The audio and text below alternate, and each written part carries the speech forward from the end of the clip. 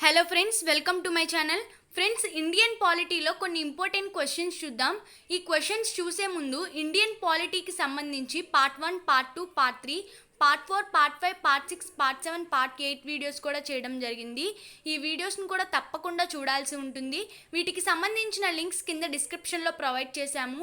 ఈ వీడియో చూస్తున్న ప్రతి ఒక్కరు కూడా ఒక లైక్ చేసి కామెంట్ చేయండి. అలాగే ఛానల్ని ఫస్ట్ టైం విజిట్ చేసినట్లయితే హర్షాస్ ఇన్ఫో యూట్యూబ్ ఛానల్ని సబ్స్క్రైబ్ చేసుకొని పక్కనున్న బెల్ ఐకాన్ని ప్రెస్ చేయండి. భారతదేశంలో అత్యున్నత న్యాయాధికారి ఎవరు? సుప్రీంకోర్టు ప్రధాన న్యాయమూర్తి, attorney general, advocate general, solicitor general. ఈ క్వశ్చన్కి correct answer option 2, attorney general.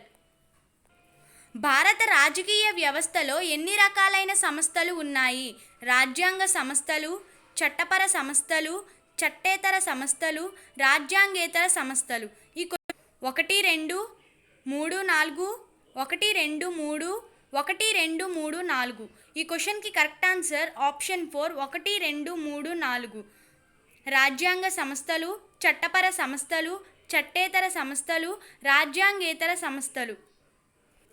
ఒక వ్యవస్థకు రాజ్యాంగ ప్రతిపత్తి కల్పించాలంటే రాజ్యాంగాన్ని ఏ రకమైన మెజారిటీతో సవరించాల్సి ఉంటుంది? సాధారణ మెజారిటీ, సంపూర్ణ మెజారిటీ, ప్రత్యేక మెజారిటీ, 2/3 వంతు మెజారిటీ. ఈ క్వశ్చన్కి కరెక్ట్ ఆన్సర్ ఆప్షన్ 3, ప్రత్యేక మెజారిటీ. కింది వాటిలో దేనికి ఆర్ వేటికి రాజ్యాంగ అమల్లోకి వచ్చిన తర్వాత రాజ్యాంగ ప్రతిపత్తి కల్పించారు? జాతీయ SC/ST కమిషన్లు, జిల్లా ప్రణాళిక కమిటీ, మెట్రోపాలిటన్ ప్లానింగ్ కమిటీ, పైవన్నీ. ఈ క్వశ్చన్కి కరెక్ట్ ఆన్సర్ ఆప్షన్ 4, పైవన్నీ. కింది వాటిలో సరైన జత ఏది? ప్రకరణ 243A గ్రామసభ, ప్రకరణ 243K రాష్ట్ర ఎన్నికల సంఘం, ప్రకరణ 148 కంప్ట్రోలర్ అండ్ ఆడిటర్ జనరల్, పైవన్నీ. ఈ క్వశ్చన్కి కరెక్ట్ ఆన్సర్ ఆప్షన్ 4, పైవన్నీ. కింద పేర్కొన్న ఏ రాజ్యాంగ సంస్థను రాష్ట్ర ప్రభుత్వం నియమించినప్పటికీ దాని సభ్యులను తొలగించే అధికారం మాత్రం రాష్ట్రపతికి ఉంటుంది? రాష్ట్ర ఎన్నికల సంఘం, రాష్ట్ర పబ్లిక్ సర్వీస్ కమిషన్, 1 2 అలాంటి సంస్థలు ఉండవు. ఈ క్వశ్చన్కి కరెక్ట్ ఆన్సర్ ఆప్షన్ 3, 1 2. రాష్ట్ర ఎన్నికల సంఘం, రాష్ట్ర పబ్లిక్ సర్వీస్ కమిషన్.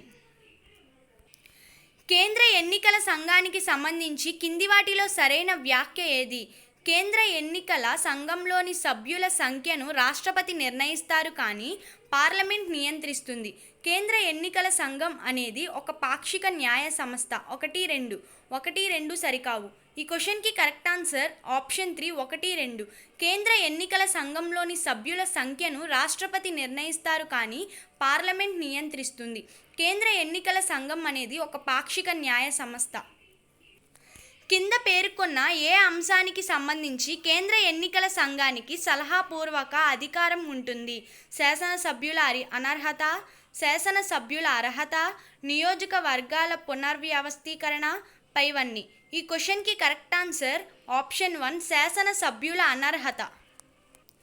కింది వాటిలో సరైంది ఏది? ప్రజా ప్రాతినిధ్య చట్టం 1950, పార్లమెంట్ రాష్ట్రాల శాసనసభల్లో సీట్ల కేటాయింపు.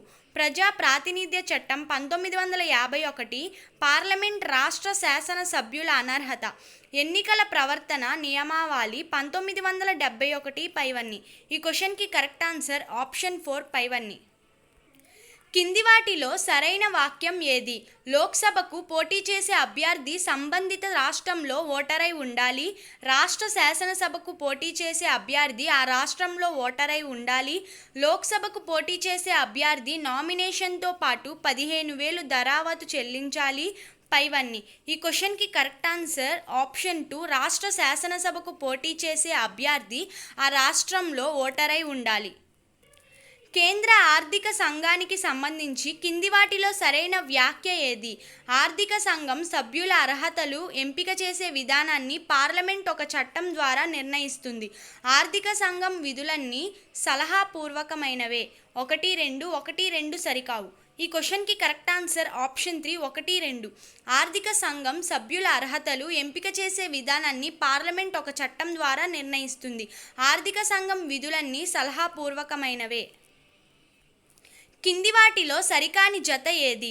రెండో ఆర్థిక సంఘం అధ్యక్షుడు కె సంతానం, ఆరో ఆర్థిక సంఘం అధ్యక్షుడు కె బ్రహ్మానందరెడ్డి, 12వ ఆర్థిక సంఘం అధ్యక్షుడు శ్రీ రంగరాజన్, 13వ ఆర్థిక సంఘం అధ్యక్షుడు వినోద్ రాయ్. ఈ క్వశ్చన్కి కరెక్ట్ ఆన్సర్ ఆప్షన్ 4, 13వ ఆర్థిక సంఘం అధ్యక్షుడు వినోద్ రాయ్. కింది వాటిలో రాష్ట్రపతి రాజముద్రతో సంతకం చేసి నియామకం చేసే రాజ్యాంగపరమైన పదవి ఏది? కంప్ట్రోలర్ అండ్ ఆడిటర్ జనరల్, జాతీయ ఎస్సీ/ఎస్టీ కమిషన్ల చైర్పర్సన్లు, రాష్ట్ర గవర్నర్, పైవన్నీ. ఈ క్వశ్చన్కి కరెక్ట్ ఆన్సర్ ఆప్షన్ 4, పైవన్నీ. కేంద్ర పబ్లిక్ సర్వీస్ కమిషన్కు కింది వాటిలో దేన్ని ఆపాదించలేదు?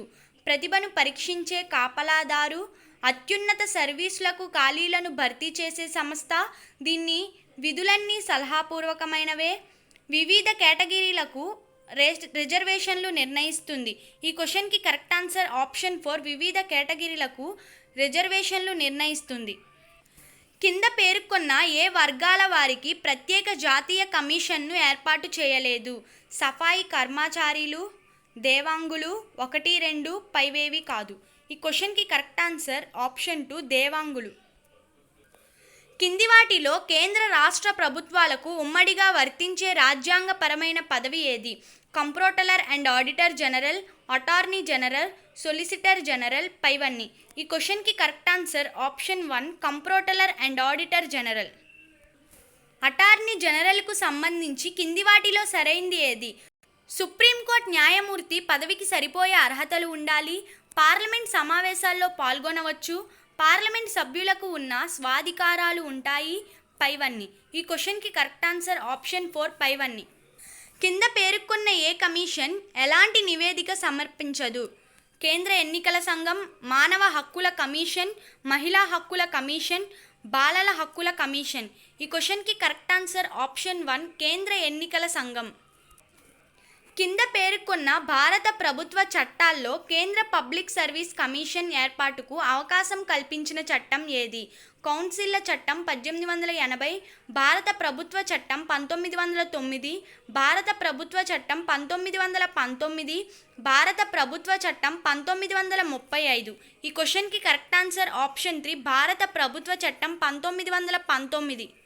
పబ్లిక్ సర్వీస్ కమిషన్కు సంబంధించి కింది వాటిలో సరైన వ్యాఖ్య ఏది? ఇది ఒక సలహా సంఘం, ఉద్యోగులను నియమిస్తుంది, క్రమశిక్షణ చర్యలు తీసుకుంటుంది, పదోన్నతులు చేస్తుంది. ఈ క్వశ్చన్కి కరెక్ట్ ఆన్సర్ ఆప్షన్ 1, ఇది ఒక సలహా సంఘం. కింది వాటిలో బహుళ సభ్యత్వం ఉన్న రాజ్యాంగ సంస్థ ఏది? ఎన్నికల సంస్థ, ఆర్థిక సంఘం, పబ్లిక్ సర్వీస్ కమిషన్, పైవన్నీ. ఈ క్వశ్చన్కి కరెక్ట్ ఆన్సర్ ఆప్షన్ 4, పైవన్నీ. కింది వాటిలో ఎలక్షన్ కమిషన్ పరిధిలో ఉన్న అంశం ఏది? ప్రధానమంత్రి ఎన్నిక, రాజకీయ పార్టీల గుర్తింపు, రాష్ట్రపతి ఎన్నిక, రాజకీయ పార్టీలు ఎన్నికల చిహ్నాల కేటాయింపు. 1, 1, 2, 3, 4, 2, 2, 3, 3, 3, 4, 4, 2, 3, 4. ఈ క్వశ్చన్కి కరెక్ట్ ఆన్సర్ ఆప్షన్ 4, 2, 3, 4. రాజకీయ పార్టీల గుర్తింపు, రాష్ట్రపతి ఎన్నిక, రాజకీయ పార్టీలకు ఎన్నికల చిహ్నాల కేటాయింపు. కింది వాటిలో ఎవరి దేని సిఫారసులు కేవలం సలహాపూర్వకమైనవి? ఆర్థిక సంఘం, పబ్లిక్ సర్వీస్ కమిషన్లు, కంప్ట్రోలర్ అండ్ ఆడిటర్ జనరల్, 1, 2. ఈ క్వశ్చన్కి కరెక్ట్ ఆన్సర్ ఆప్షన్ 4, 1, 2. ఆర్థిక సంఘం, పబ్లిక్ సర్వీస్ కమిషన్లు. కింద పేర్కొన్న ఏ రాజ్యాంగ పదవికి సంబంధించిన అర్హతలను పార్లమెంట్ ఒక చట్టం ద్వారా నిర్ణయిస్తుంది?